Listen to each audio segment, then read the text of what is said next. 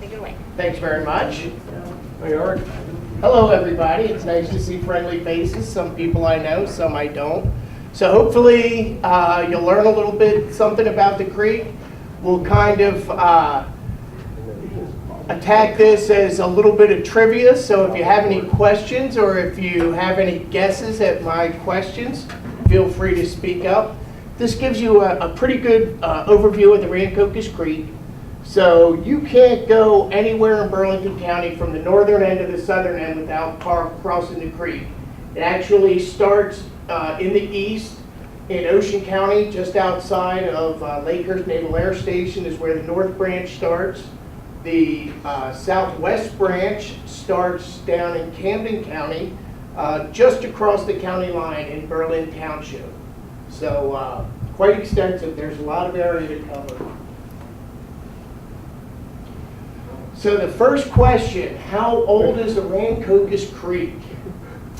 So 4.5 billion years old, that's very old, 66 million years old, 20,000 years old, 250 years old. Now you couldn't be any more wrong than I was the first time I heard this.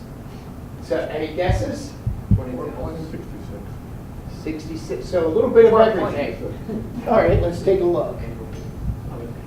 So 4.5 billion years ago, this is what the Earth looked like. So no liquid water, just kind of a ball of molten rock. 66 million years ago, now we have land and ocean, but it's a very different place here. New Jersey is, if you see where it says North Atlantic Ocean, we're just above the R there, and we're underwater at that time. 66,000 years ago. New Jersey's underwater. I just got done talking to Marty about it. That's why people here in the farm fields find shark's teeth. 250 years ago, well, we were already well established here as Europeans. We're coming up on, of course, the 250th anniversary of independence. So we were already well established, so that leaves one. And that was 20,000 years ago. So we'll go just a little bit less than 20,000 years ago. So what was going on then was the Ice Age. So New Jersey was a very different place then. The ice sheets never made it quite down this far, about 60, 70 miles north of here in Morris County, as far south as they came. But what that did was it trapped a lot of the fresh water into these glaciers. And this is what Burlington County would have looked like then. It would have been tundra. So just vernal ponds, not a lot of rain, just on the edge of a glacier. That's what it looks like now. In some places it does. They get back in the right place, right? Well, all the rain that we've had. Yeah, we have had a ton of rain. It's not good for the farmers, right? This is a walrus jaw, and this was found in Palmyra. So that shows you kind of what the situation was here. You know, we had when the glaciers started to melt and we started to get what they call modern climatic conditions. Then we started to get more rainfall. We started to get the rivers, lakes, things like that. So there were Arctic animals here. Walrus. That is a caribou antler that was found in Budtown. So reindeer here in Burlington County. This is my associate Marissa and I at the Lyceum of History and Natural Sciences in Mount Holly. Any idea what that is? Well, I'm cheating you a little bit because it's the underside, but it's a mastodon skull. So yeah, mastodons, mammoths, saber-toothed lions, all the megafauna right here in Burlington County. And this particular specimen was found in a little tributary to the Rancocas in Pemberton. For years, the people just thought it was a stone sticking up out of the creek, and they used it to just step across the creek. Eventually, it was excavated, and this has a permanent home at the Academy of Natural Sciences in Philadelphia. And they were nice enough to loan us a ton of artifacts and fossils and stuff from the Ice Age. So, if anybody asks, Rancocas Creek, a little bit less than 20,000 years old. Okay, why did Native Americans build their villages along the creek? So, transportation of people, transportation of goods, fishing, Fishing. all the above, right? So that's what I think too. So they transported people, of course, goods. You see, it looks like moose antlers there. I doubt he's got two mooses. Two moose in there. And fishing, of course. The Native Americans used the seasons. And of course, every year along the Delaware River and the Rancocas Creek, there's a big shad run. Up in Lambertville, they have a big shad bake every year. There's also, I guess, herring run up the Rancocas Creek, and bass chase them, and muskies chase them. So it's a fisherman's stream, certainly. But the Native Americans, of course, it was just a way of life. That's just what they did. So come every spring, they would meet in big groups, and they would set up these weirs, and they would go shad fishing. So, why did Europeans settle along the creek? So we know the Europeans came in by I think it was 1670, 1680. They were settling in Burlington and Salem. Those were the two big European settlements. Actually, Burlington and Salem were settled before Philadelphia. So there were already Quakers living here when William Penn settled in. So why did they settle along the creek? Well, there's some really unbelievable views. The one on the left is actually where the forks of the Rancocas start. That's between Willingboro and Moorestown. North branch going to the left, the south branch going to the right.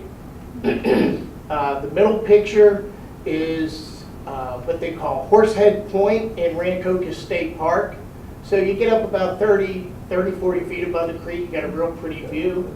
And the last one on the right is actually some of the headwaters that we found out past, in between actually Fort Dix and McGuire Air Force Base and Lakehurst. So they had great views, and it was business. So on the left there was a grist mill, pretty common. Just about the beginning of every town here in Burlington County started around a grist mill. To the right there, you can just barely see it.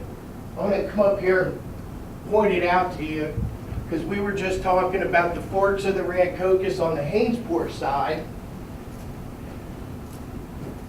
And it's hard to see, but can you see a little plume of smoke right there?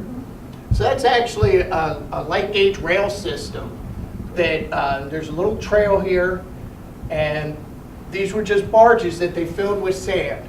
So in Rancocas Creek, Rancocas State Park, and Hainesport side, where the two forks come together, they mined sand there at a tune of 600,000 tons a year for years. And they would load these barges, and then the tugboats would push them down the Rancocas, and they would end up in Philadelphia. They'd use molding sand, construction sand, things of that nature. Sure. Did it increase the size of the creek or make the creek deeper? At different times, well, see, they weren't getting it out of the creek, they were getting it off of the land. Okay. So if you go to Rancocas State Park on the Hainesport side now, right down the middle of the peninsula, there's a difference of about 15 feet where the whole place is just gone out to, again, to the tune of 600,000 tons a year. And the one at the bottom was in Mount Laurel, and that was a phosphorus plant. So it's one of the first places in the country that was making matches. We thought that was kind of cool. You say molding sand. Yes, for glass. During World War II, they also used it to make glass. They said for some reason that it was so fine, or I don't know what the exact principles were that made it so good, but they used it to make airplane glass when they were making airplanes for World War II. So a number of uses. I was under the impression they use clay for molding. This is what they tell me. But they could, I guess it depends on the application. So this is a steamboat wharf in Philadelphia, and steamboats ran all up and down as far as Hainesport and Mount Holly, out the Rancocas Creek and down the Delaware to Philadelphia. And you can just see this was the Annie L. Van Sciver, and it says leaves daily at 10 a.m. And you can just see on the left-hand side that it's Riverside, Delanco, Bridgeboro, Adams Wharf, which was in Willingboro, and on the other side, Rancocas, Centerton, Hainesport, Lumberton, Mount Holly.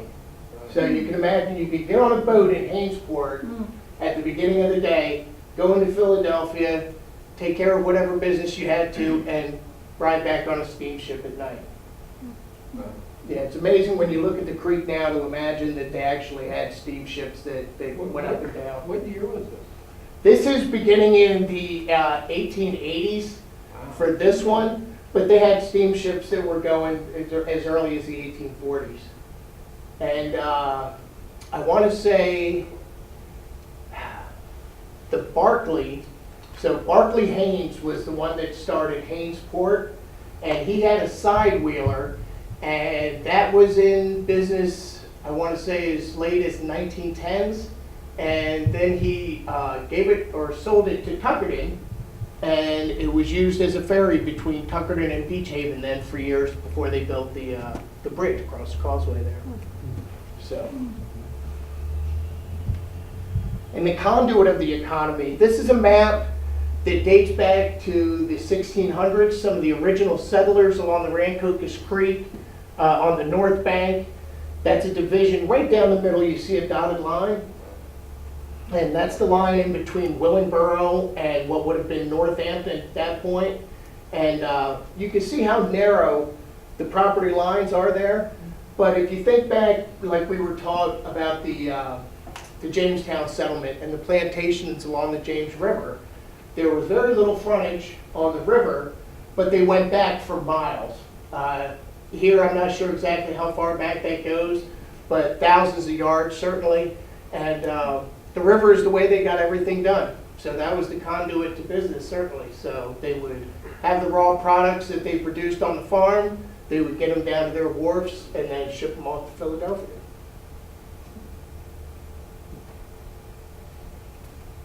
So the American Revolution. So how many people are familiar with all the fighting that went on here in Burlington County? Few of us, right? Okay, so there was a couple different times where the American Revolution came into play in Burlington County. And interesting enough, Rancocas Creek had a lot to do with it. Again, you couldn't go from the northern part to the southern part without crossing that creek. And if you controlled the creeks, then you controlled what went across them. In fact, the old original Salem Road, so originally when they had Salem and Burlington, they could really do everything by the river. They could get back and forth. But they thought it was important that if, you know, some foreign army invaded or foreign navy and cut off the river from them, they needed a way to get, you know, back and forth between the two capitals there. So they developed the old Salem Road.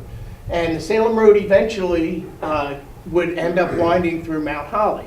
So it would start in Salem, go up through Woodbury, and then Haddonfield, and then into Moorestown.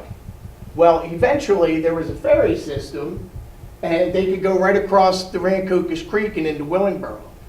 But before the ferry system, they had to come inland far enough where they could ford or bridge the creek.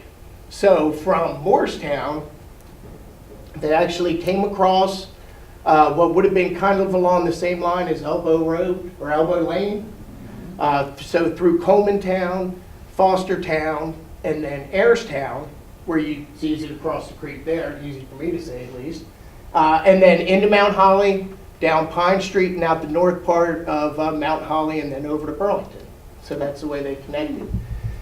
And what you see on the right-hand side there are 3 different maps by 3 different soldiers. The first one was done by a guy named Captain Johann Ewald.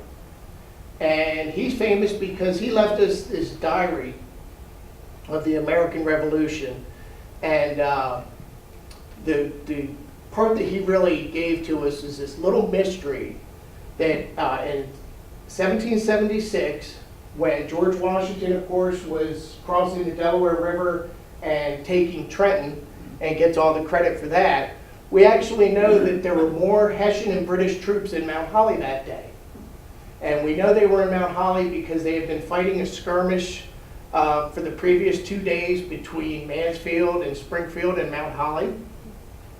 And then Captain Avald writes in his diary that Colonel von Donop, who was partial to the fairer sex, found in his quarters the exceedingly beautiful young widow of a doctor.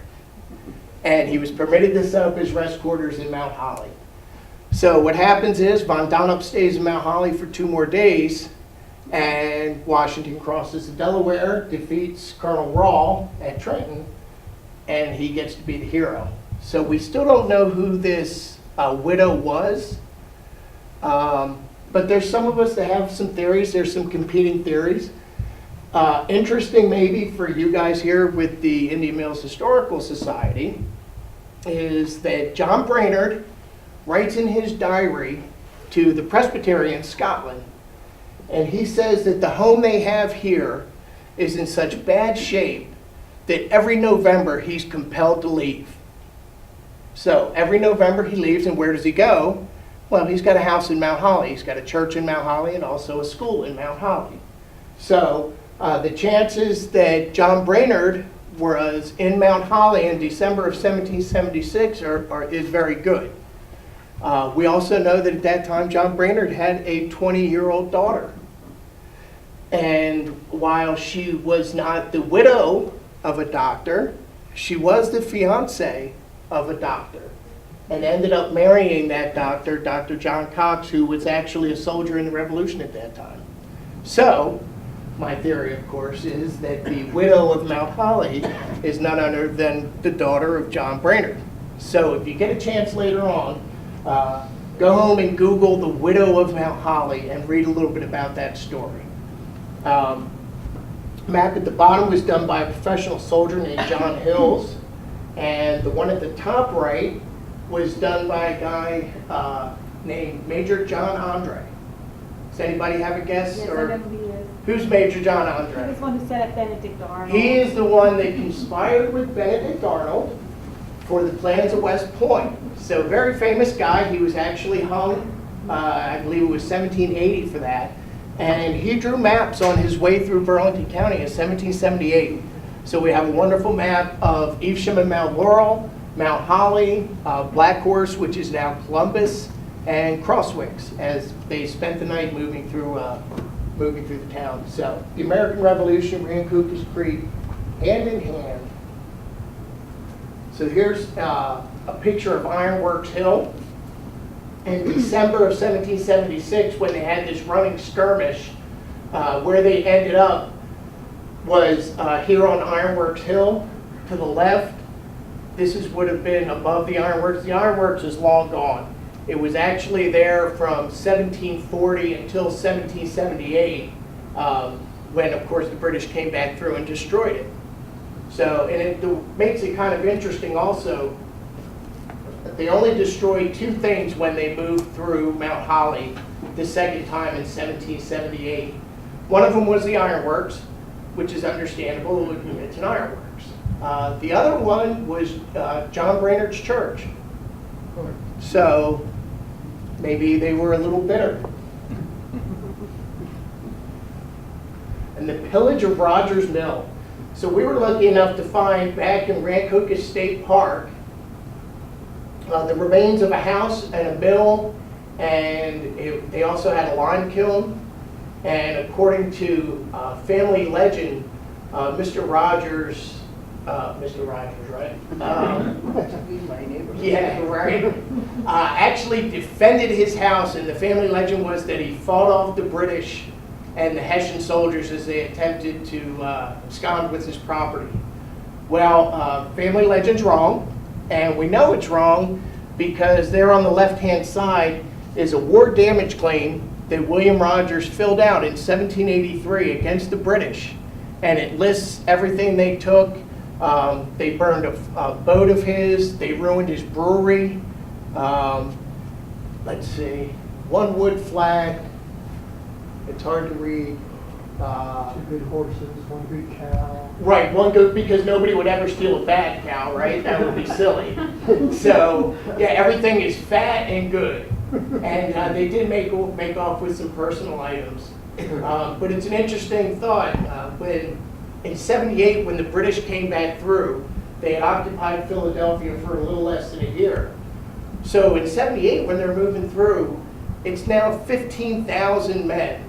15,000 strong British and Hessian army, and they raped, pillaged, and plundered. They did whatever it took. They weren't coming back, so everything was fair game. So when they came through your town, you knew it. And again, these are, we're used to seeing battlefields in other places in Europe, or even with the American Civil War. It's all mostly in the South, but here were Burlington County farms, Burlington County homes, that were being plundered by a foreign enemy.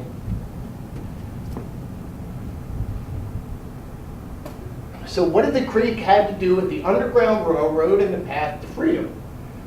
Well, here, of course, we always talk about the Still family, which, of course, is very important to really American history. You guys have a really unique story here to tell about the Stills. So just a little off base from them, though. So it was a barrier against slave catchers. Slaves sometimes stowed away on steamships, or there was a secret community along the creek. Any guesses? Creek, the secret community along the creek. Timbuktu. Timbuktu. Yep. So, you guys have heard of Timbuktu. So nothing is more fun when somebody comes in to talk to me and I ask them if they've been to Timbuktu. Because of course they look at me like I've got three heads. Timbuktu is not supposed to be a real place. But of course it was. It was a cultural center in sub-Saharan Africa, in Mali. And some escaped slaves and free black people, when they decided to create this community along the Rancocas Creek in West Hampton Township, they called it Timbuktu. And really an amazing place. It was started in 1826, right after the gradual emancipation of slaves in New Jersey was passed. That was in 1804. So I think female slaves had to serve their masters for 20 years, and male slaves had to serve their masters for either 25 or 30 years. So by the 1820s, 1830s, we were starting to see these free people. The original people that started the community were actually escaped from the Eastern Shore of Maryland, which was pretty common. We see later on in census records of Timbuktu, quite a few people came from Maryland. So I'll kind of try and show you. This is an aerial view from 1930. And if you guys want to have fun, if you go on the Burlington County website and you have to find your way through highway stuff, but you can get maps that will show creeks and things like that, and property views. But you can also click onto a 1930s viewer. In 1930, they actually did aerial photographs of every place in New Jersey. So if you want to see where your house is now in 1930, this is a great tool. So this is the Mount Holly bypass. This is Rancocas Road as it would run across. And this is the village of Timbuktu. What's interesting is some of the old timers say the creek is walking. So if you see how the creek meanders back and forth, and then you look a little closer, there's all these meander scars of the way the creek used to go. And we actually know that the creek used to come up right along this scar here. So this place right here is known as Scobie's Island, and it's actually in Hainesport. But the only way, which is on this side, on the south side of the Rancocas Creek, the only way you can get there is off of Rancocas Road, because the creek is actually moved around that house. It's only one house, it's only maybe 5 acres right there. But we know that because the old land deeds for one of the guys that started Timbuktu actually says, by the time of his death, it says, from the way the creek once ran. So just in a short period of time, say from 1820 to 1860, the creek had changed. Sometimes it was due to men. They would, Army Corps of Engineers would come in and straighten it at different times in history. They lobbied Congress to have that done, have it widened, have it deepened. So that's interesting. Timbuktu, of course. And they did have steamboat travel up as far as Timbuktu, so it's certainly feasible that escaped slaves could have gotten on a steamship in Philadelphia and traveled up to Rancocas.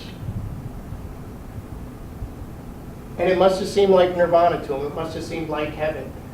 You can see there at the bottom right-hand side, there's an archaeological dig that Temple did there a few years ago. And that whole pit isn't the size of the house. They've actually dug on the outside of the house by about 3 feet. So that guy is actually standing basically right in the middle of the house. You can see the brick foundation. So not very big, but it was their house.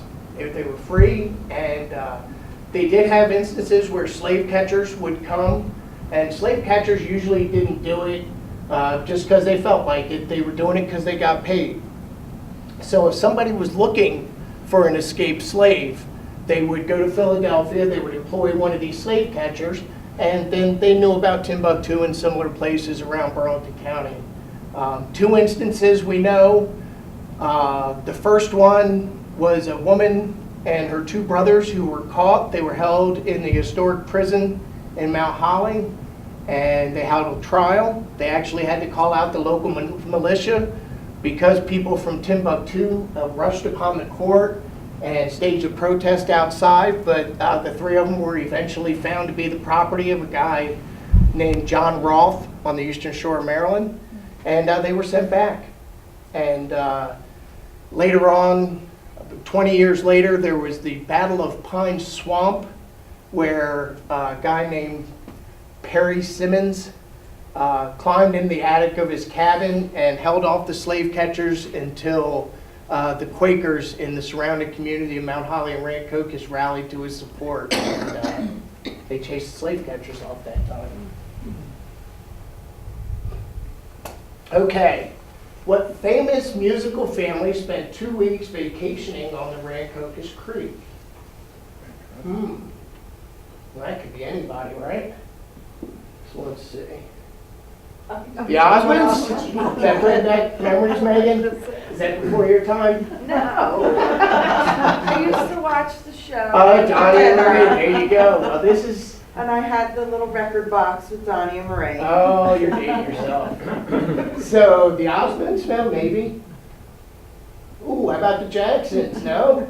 A little contrasting styles there, maybe. Okay, you guys ready? Wait, anybody got a guess? Von Trapp, let's see. Ah, the Von Trapp family it is. I guess we were running out of musical families, right? So everybody's familiar with The Sound of Music, right? So Maria Von Trapp writes in her autobiography that she and the family spent 2 wonderful weeks along the Rancocas Creek. They felt like Tarzans in the wild, hiking and swimming and splitting wood and things like that. So if you've seen the movie, which I'm sure most of us have, I mean, what prettier place than Austria, up in the hills, right, and along those lakes. And well, she thought the Rancocas Creek was just fine with them. So they actually were staying with friends in Philadelphia. The Drinker family was a famous mainline, very wealthy family from Philadelphia, and they had a summer house along the Rancocas Creek, and that's where they ended up spending those 2 weeks. So how many summer cottages were there on the Rancocas Creek between Smithville and Mount Holly in 19... It's a pretty specific question, right? You almost have to know. So we have 1 vote for a lot. Well, you can see on the right-hand side to the east is Smithville Lake, and you can see how the creek meanders through the woods there. And then on the far left-hand side is where it actually comes into Ironworks Park that we just talked about. Doesn't look like a whole lot there, that's for sure. So there were no houses. That wouldn't be fun. Maybe one or two. See the house there on the right, one of the creek houses. Maybe 3, 4, or 5. So there were actually over 300 houses between Smithville and Mount Holly back in the 1930s. People started coming from Camden and Philadelphia just to vacation. It was cheap. They didn't have to go all the way to the beach. Many people took the train, and then they would stop in Mount Holly and rent a canoe. The map on your left has a key to it. So everybody gave their houses kind of cool, fun names. I can't read them. Let me come up here. On the right-hand side, you'll see is kind of a signpost. So Butterfly Garden, Bittersweet, Jaya's Hut, Uncle Tom's Cabin, Love Shack, Hidden Valley, Nirvana, Ferris Lot. So everybody gave their cabin kind of a cool name. Here, this is very interesting. You don't always see a string quartet, and you certainly don't see a lot of string quartets in Mount Holly, but back then you did. These guys actually played with the Philadelphia Orchestra, and their families had little vacation homes along Rancocas Creek. Down there at the bottom, is anybody familiar with the Apple Farm, the arts and music place down? So the guy all the way straight back, his name is Apple. And then Louis Gesson's Way is on the right, and then to his right is a guy named Paul Ferguson. And they all played in the Philadelphia Orchestra. So I just want to go back. If you notice the artwork I was showing earlier, there was also this guy named Hugh Campbell. And Hugh was a different kind of guy. So back in the 1930s, when everybody was moving to the cities, trying to get through the Depression, fighting for that last scrap, Hugh decided to move out of the city and become an artist. So he moved from Camden. First he lived in Hack's Canoe Rental, and you can see the top newspaper article there, artist sketches and lives in barn. Mount Holly man with 7 cents in pocket has no worry. And he lived in Hack's Canoe Barn for 7 years. And then he got a little, like 10 by 15 shack, a little tar paper shack, and he put it down by the Rancocas Creek, not far from the Gesson's Ways. Taught himself how to paint, wrote poetry, wrote music, studied the Eastern religions, practiced yoga. So long before the Beatles made it cool, this guy was actually sitting out in the woods, meditating and writing poetry and painting. He painted prolifically. By his own account, he says, I painted a painting a day for years. And some of them were crummy. Those are his words. But that's the way he made his living. He was able to live that way on $5 or $10 a week through the Depression.